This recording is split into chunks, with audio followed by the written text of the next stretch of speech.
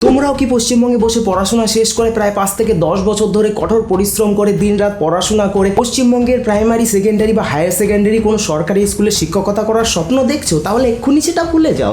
বলেন কি? কথা সত্য। কারণ এটা পশ্চিমবঙ্গ বস, এখানে 70-এ পরীক্ষা দিয়ে 70-এর বেশি নাম্বার পেতে লাগে কোয়ালিফাই করার জন্য। মানে যেখানে পরীক্ষার টোটাল মার্কস 70, সেখানে 70-এর বেশি কাট অফ মার্কস। ভাবা যায়? তাই বলছি যে চাকরি বাকরির জন্য আপনি কেন ছটবেন ভাই? একটা পানের দাম 3 টাকা। শুধু যে পান চাষ করতে বলছি তা না ভাই, আপনি যে কোনো চাষ করতে পারেন। এই দেখেন, আমার সঙ্গে ফাজলামি করবে না। Welcome back to my channel guys. তো আজকের ভিডিওতে আমি কথা বলবো WBSSC এর SLST এর এক্সাম, মানে সরকারি স্কুলের শিক্ষক হওয়ার যে পরীক্ষা, তার রেজাল্ট নিয়ে। তাই আগেই বলে দিচ্ছি যে এই ভিডিওটা সবার জন্য নয়। যারা পশ্চিমবঙ্গে থেকে ভালোভাবে পড়াশোনা করে সম্মানীয় একটা সরকারি চাকরি মানে শিক্ষকতার চাকরি পেতে চাও তাদের জন্য, অন্যদের হয়তো নাও ভালো লাগতে পারে। তাই আগেই বলে দিচ্ছি। তো সবাই ধৈর্য সহকারে বসুন। তো আর বেশি ভাট না পেকে বেগুন।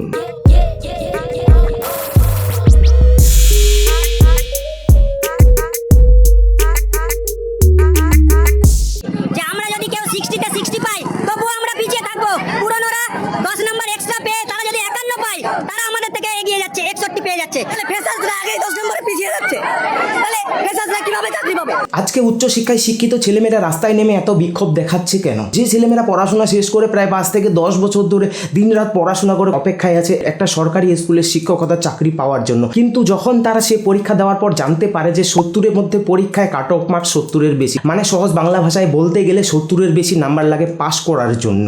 মানে এটা কি 90s-এর আমলের মাধ্যমিক পরীক্ষা যেখানে হাতের লেখার জন্য এক্সট্রা নাম্বার পাওয়া যায়? হ্যাঁ, 70-এর মধ্যে পরীক্ষায় 71, 72, 74 নাম্বার কি করে পাওয়া যায় ভাই? কি করে জানি না। তো এবার এদের মনের অবস্থা কি হতে পারে তোমরাই বিচার করো। এমনি করে কি করে হবে?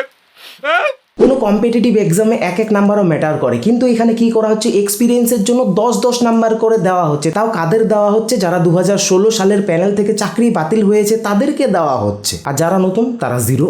মানে কি বলবো? তাও না হয় যদি যারা যোগ্য তাদেরকে দিত তাও না হয় হতো, কিন্তু এখানে কি করা হচ্ছে, যোগ্য অযোগ্য সবাইকে 10 নাম্বার করে দেওয়া হচ্ছে। তাহলে লাভের লাভ কি হলো? সেই যোগ্য অযোগ্য সবাই তো আবার চাকরি পাচ্ছে, আর নতুনরা তো আগেই বাতিল। এইটা কি কোনো কথা?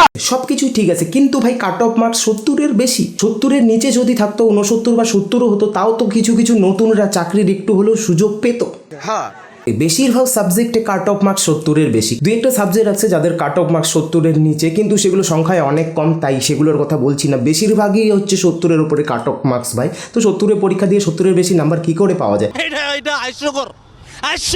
ভাই কেউ 60-তে 55 পেয়ে ইন্টারভিউ ডাক পাচ্ছে, আবার কেউ 60-তে 60 পেয়েও ডাক পাচ্ছে না। কারণ যারা 2016-তে চাকরি হারিয়েছে তারা তো 80-তে পরীক্ষা দিচ্ছে, আর নতুনরা 70-এ। এ কেমন বিচার ভাই? জানি না। তবে বিচারটা কিন্তু ভালো করলা না। এই সব দেখার পর এখন আমার মাথায় শুধু একটা কথাই আসছে, পশ্চিমবঙ্গের শিক্ষিত যুবক যুবতীরা হয়ে গেল এখন চাষা। কারণ ভাই আশায় মরে চাষা। নিঃসন্দেহে তুই ঠিক কথা বলেছিস। নতুনদের যদি চাকরি দেওয়ার ইচ্ছা নাই থাকে, তাহলে বেকার বেকার তাদের মনে আশা দেওয়ার কি মানে ভাই?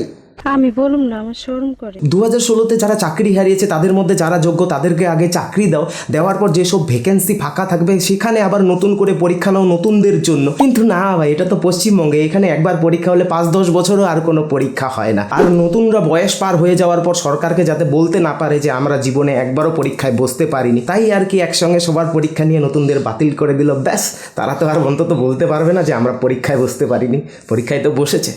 অনেকটা ভাই বাচ্চাদের স্কুলের বিস্কিট দৌড়ের মতো, ওই সুতো দিয়ে বিস্কুট বাঁধা থাকে, তারপর বাচ্চারা গিয়ে ওখানে লাফাতে থাকে বিস্কুট খাওয়ার জন্য। আর এখানে তুমি যতই লাফাবে দেখবে বিস্কিট আরো উপরে উঠে যাচ্ছে, আরো উপরে উঠে যাচ্ছে। কিছু করার নেই, এটাই বাস্তব। দেখলাম অনেকে আবার ফেসবুকে স্ক্রিনশট পোস্ট করছে যে 1997 যাদের জন্ম তারা নাকি এই এক্সপিরিয়েন্সের জন্য 10 নাম্বার করে পেয়েছে। আর এটা প্রায় অসম্ভব, প্রায় বলতে গেলে কি ভাই অসম্ভব, এটা অসম্ভব। কারণ যাদের জন্ম 1997 তাদের স্কুল কমপ্লিট মানে HS লেভেল অবধি কমপ্লিট করতে করতে 2013, 14, 15, কম করে হলো 13, তারপরে আবার কলেজ আছে মানে BA BSc আছে, সেখানে 3 বছর হয়ে গেল 17, 18, তারপরে MA MSc এগুলো তো আছেই, তারপরে আবার এক্সপিরিয়েন্স 5 বছরের এক্সপিরিয়েন্স ভাই। আর যেই প্যানেলটা বাতিল হয়েছে সেটা 2016-এর, তাহলে এই এক্সপিরিয়েন্সের জন্য 10 নাম্বার কি করে সম্ভব ভাই? ব্যাপারটা অনেকটা এরকম না, বিয়ের আগে বাচ্চা হওয়ার মতো। মজার ঘটনা। তার মানে ভাই এখানে যে এক্সপিরিয়েন্সের জন্য 10 নাম্বার দেওয়া হচ্ছে সেখানেও 10 নাম্বারই চলছে। দেখবে কিছুদিন পর আবার শুনতে পাচ্ছ যে এই এক্সপিরিয়েন্সের জন্য 10 নাম্বার যারা যারা নিয়েছে তাদের অনেকে ভুয়ো সার্টিফিকেট জমা করেছে। আবার এটাও হতে পারে যে অনেকে এক্সপিরিয়েন্স ছাড়াই এই 10 নাম্বার নিয়েছে নোট দেখিয়ে। ভাই এটা পশ্চিমবঙ্গ, এখানে সরকারি চাকরি বাদে বাকি সব কিছুই সম্ভব। এটা পশ্চিমবঙ্গ ভাই, এটা পশ্চিমবঙ্গ ভাই, এখানে সরকারি চাকরির কোনো সুযোগ নাই। এটা পশ্চিমবঙ্গ ভাই। জি স্যার। এটা পশ্চিমবঙ্গ ভাই, এখানে তুমি বেকার ভাতা, বিবাহিত ভাতা, অবিবাহিত ভাতা, এমনকি মরার আগে বৃদ্ধ ভাতা সব কিছুই পাবে। কিন্তু পশ্চিমবঙ্গে সরকারি চাকরি সে তো ডুমুরের ফুল। এটা পশ্চিমবঙ্গ ভাই, এটা পশ্চিমবঙ্গ ভাই, এখানে সরকারি চাকরির কোনো সুযোগ নাই। এটা পশ্চিমবঙ্গ ভাই, এটা পশ্চিমবঙ্গ ভাই, এখানে 70-এর পরীক্ষা দিয়ে 70-এর বেশি নাম্বার চাই। এটা পশ্চিমবঙ্গ ভাই, এটা পশ্চিমবঙ্গ ভাই। মজার ঘটনা। যা অবস্থা দেখতে পাচ্ছি ভাই, এখন তো আমার মনে হচ্ছে যে পশ্চিমবঙ্গের শিক্ষিত যুব সমাজকে টিউশন পড়িয়ে নিজেদের সংসার চালাতে হবে, তাছাড়া আর কোনো উপায় নেই। আর না হলে যে কোনো দোকান খুলে বসতে হবে, কারণ আমরা পশ্চিমবঙ্গে জমেছি, তাই আমাদের কপালে এটাই লেখা আছে ভাই। তাও সত্য।